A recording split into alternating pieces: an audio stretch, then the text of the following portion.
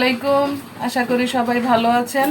তো আমি এখন আলু দিয়ে চিংড়ি মাছ দিয়ে রান্না করব, আলু ঝুরি ঝুরি করে।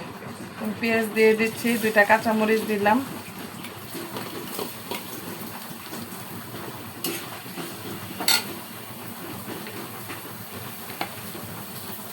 তো পেঁয়াজ লাল হওয়া পর্যন্ত অপেক্ষা করি।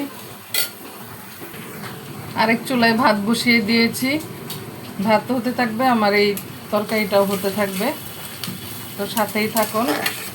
বৃষ্টির দিন, কালকে গরুর মাংস রান্না করেছি, ওটা আছে, ভর্তা আছে। তো ভাবলাম একটু আলু দিয়ে চিংড়ি মাছ করি। প্রতিদিন তো আর শুধু গরু গরু ভাল লাগে না, গরুর মাংস। যে মুরগি কাটতেছি, মুরগি রান্না করব। 2টা মুরগি আনছে। পেঁয়াজ হচ্ছে, বাইরে বৃষ্টি হচ্ছে হঠাৎ করে, পেঁয়াজ হয়ে আসছে। এখন মশলাটা আমি দিয়ে দিব। এখানে একটু আদা, একটু রসুন, একটু মরিচের ফাঁকি, একটু হলুদের ফাঁকি, একটু জিরার ফাঁকি, একটু ধইনার ফাঁকি আর লবণ সব মিশিয়ে দিচ্ছি।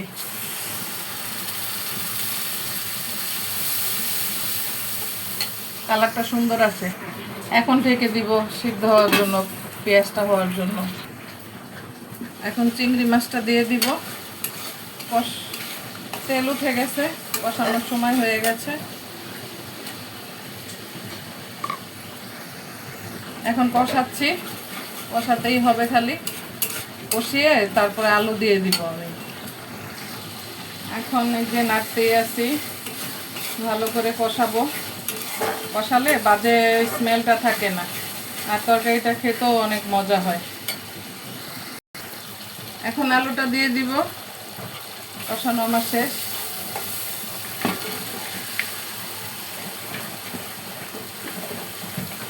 নর্মাল তরকারি খাচ্ছি, গরুর মাংস মুরগির মাংস খেতে খেতে আর ভাল লাগতেছে না, তাই একটু কষিয়ে নিব। কষিয়ে পানি দিয়ে দিব। এখন আমি পানি দিয়ে দিব।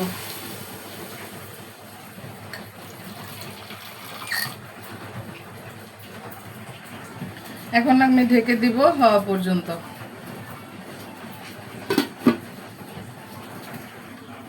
দেখি, এই তো বলক উঠে গেছে, হচ্ছে, সাথেই থাকুন। টমেটো দিতে ভুলে গেছিলাম, তো টমেটো দিয়ে দিচ্ছি একটা। এখন নেড়ে দিব সিদ্ধ হওয়ার জন্য টমেটোটা, কারণ আলু তো সিদ্ধ হয়ে গেছে, অসুবিধা নাই।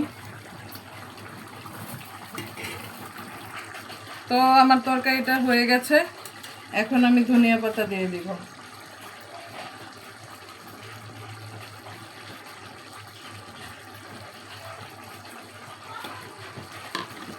তো আমার তরকারিটা হয়ে গেছে, দেশি চিংড়ি মাছ দিয়ে, আলু দিয়ে, টমেটো দিয়ে।